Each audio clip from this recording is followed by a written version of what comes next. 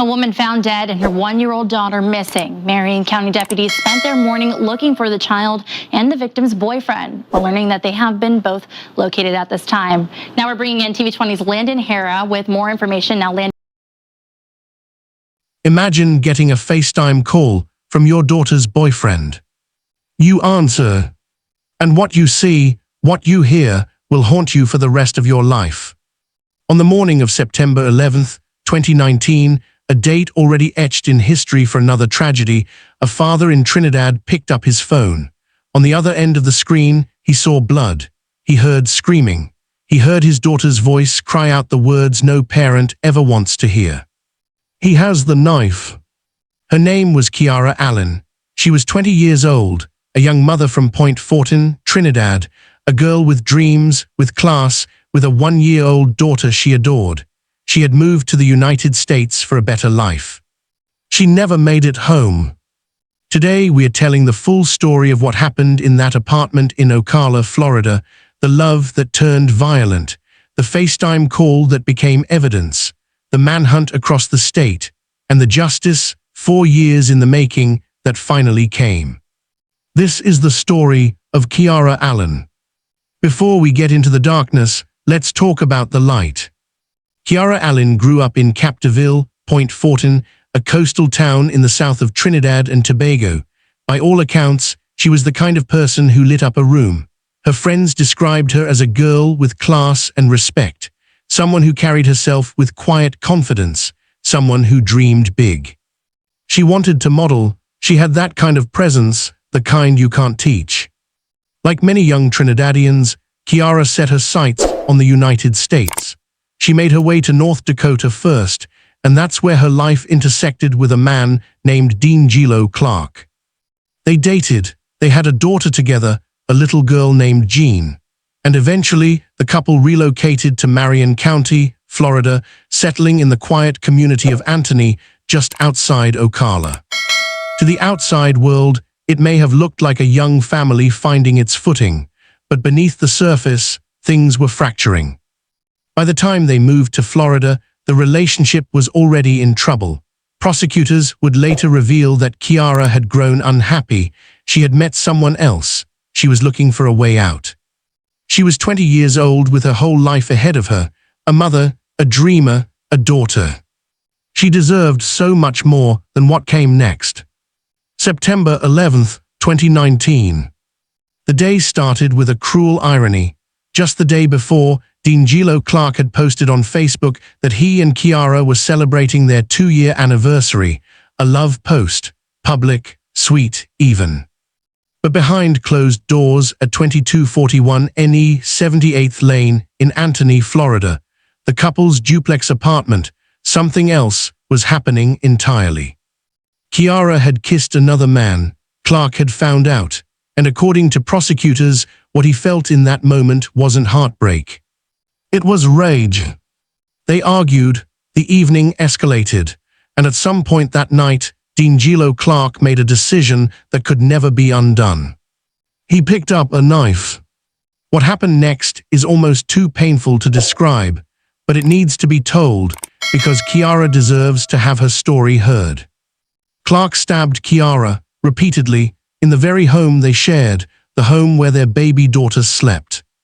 But here is where this case takes a turn that horrified the entire world. While Kiara was still alive, while she was bleeding on that floor, Deangelo Clark picked up his phone, and he FaceTimed her father, Sheldon Alleyne, back in Trinidad. Sheldon answered the call, and what he saw would break any parent. He saw blood on Clark's face. He heard his daughter's voice, desperate, terrified, cry out. He has the knife. The camera turned, and the last image Sheldon Alleyne saw of his daughter was Kiara gasping for air, blood pouring from her neck. He begged Clark to help her, he pleaded. Clark's response was chilling. He told Sheldon that if he called for help, they would take the baby away. Then he hung up. Sheldon Alleyne and a friend immediately called authorities. But by the time Marion County Sheriff's deputies arrived at the apartment, Kiara Alleyne was already gone. 20-year-old She was Kiara found on the Alleyne bedroom was found floor by deputies in a pool after of family blood. members called for a welfare check. at her home. This morning at about 2:15, a family member was concerned for our victim's well-being. Our deputies responded and unfortunately found our victim deceased in the home. At that time, we realized there Deangelo Clark. At the time of the murder, Clark was 30 years old. He and Kiara had been together for 2 years, long enough to build a life, to have a child, to celebrate anniversaries on social media. But behind that public image, the relationship had grown toxic. Prosecutors described a pattern of control, of tension, of a man who struggled with the idea of losing. Dead and her 1-year-old daughter missing. Marion County deputies spent their morning looking for the child and the victim's boyfriend. We're learning that they have been both located at this time. Now we're bringing in TV20's Landon Hara with more information. Now, Landon, you were at the home all day today. Do police have any reason or understand why the victim's boyfriend was involved? Well, Alexis, the 30-year-old Deangelo Clark, just hours before sheriff's deputies arrived, posted a cryptic message on his Facebook page stating, "Now I must end my life. Just know she tried to kill me. Sorry to her family." And that post was what helped to make him the lead suspect in what was originally thought to be a murder kidnapping. Victim, 20-year-old Kiara Alleyne, was found by deputies after family members called for a welfare check at her home. this morning at about 2:15, a family member was concerned for our victim's well-being. Our deputies were... The sheriff's department initially put out that Amber Alert because they believed after Clark left the home that he took the 1-year-old girl with him. They're saying that after that Amber Alert went out, she was found with a family member, safe and sound, about an hour later. Neighbors say they've heard loud noises coming from the home in the past, but normally it's a quiet and calm neighborhood. Very sad situation to see, because I did get an Amber Alert, and it said Marion County, but then when I found out it was in my neighborhood and the child lived right here and the family lived here, it was very sad. After hearing the infant was safely recovered, neighbors took solace in a silver lining of good news. Now that turned my sadness into joy because he could have, hurt her as well, but then he went back sad because now she's going to be without a mother and a father. Finally, a little after noon, deputies learned Clark had been caught on the run. At this time, I can confirm that our suspect was located in Monroe County, Florida, and taken into custody. Now he will be transported back to Marion County to face charges. Details as to how Alleyne died or what may have been Clark's motive for the killing have not yet been released. However, Monroe County Sheriff's deputies just recently released Clark burglarized a home in the Florida Keys around 10 this morning. Deputies then received a call of a man screaming that his car blew up, saying he was badly burnt. When deputies arrived, they positively identified that screaming man as Clark. He was then airlifted to Miami because of the severity of his burns.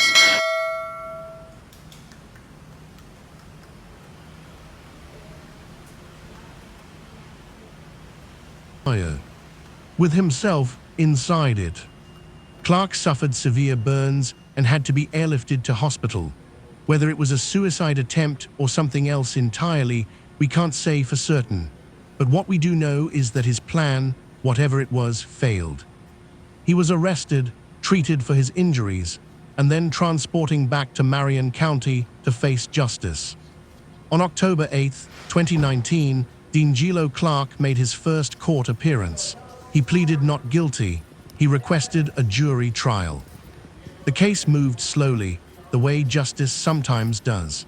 The trial, originally scheduled for April 2023, was delayed before finally beginning on July 5, 2023, nearly 4 years after Kiara died. And in that courtroom, Clark's defense team attempted something audacious. They claimed Kiara Alleyne had killed herself. Suicide, that was the defense. Attorney Amanda Sizemore argued that Kiara was depressed and had taken her own life. It was a legal strategy and a deeply painful one for everyone who loved Kiara. But the evidence dismantled it entirely. The medical examiner ruled out suicide. Prosecutor Katrina Self told the jury plainly. Kiara's death was not a suicide. There was a struggle. He stabbed her. And then she reminded the jury of what Sheldon Allen had witnessed on that FaceTime call, the moment his daughter's father begged Clark for help, and Clark refused. He did not call for help. He watched her choke on her own blood, and he hung up. On July 7, 2023, nearly 4 years after that horrible night, the jury returned. Guilty on both counts. Second-degree murder, attempted arson. In court that day, Deangelo Clark showed no visible emotion. He seemed, according to reporters in the room, completely indifferent. On August 4, 2023, Deangelo Clark stood before Judge Robert William Hodges for sentencing. He was sentenced to life in prison for the murder of Kiara Alleyne. An additional 15 years for attempted arson. He will likely die behind bars. For Kiara's family, the verdict brought something but not everything, because justice, however complete, cannot bring her back. Her father, Sheldon Alleyne, posted on social media after the sentencing 6 simple, devastating words. "Kiara, your daddy is tired now. I love you, baby." Her mother, Vanessa Jeton, told Newsday, "There is relief that justice was served, but the pain still stands with me because my child is not with me." In Trinidad and Tobago, the case sparked conversations that needed to happen about femicide, about the warning signs of domestic violence, about the dangers that Caribbean women face when they enter relationships with controlling partners. Vigils were held, walks were organized. Her name was spoken at community events and in Parliament. Kiara's daughter, Jean, the little girl who was just 1 year old the night her mother died, is now being raised by Sheldon Alleyne. She is safe. She is loved. Kiara Alleyne was a daughter, a mother, a dreamer, and a friend. She was 20 years old. She wanted to model. She wanted a life. She deserved every part of it. May she never be forgotten, and may the warning signs she embodied, the controlling behavior, the possessiveness, the refusal to let go, serve as a reminder to all of us. Love should never look like fear. If this video moved you, please leave a comment below. Share your thoughts on this case. Do you believe justice was truly served? Should Deangelo Clark have faced first-degree murder charges instead? Like, subscribe, and ring that bell, because every story we tell here is someone's real life, someone's daughter, someone's mother. Thank you for watching, and thank you for caring. Rest in power, Kiara.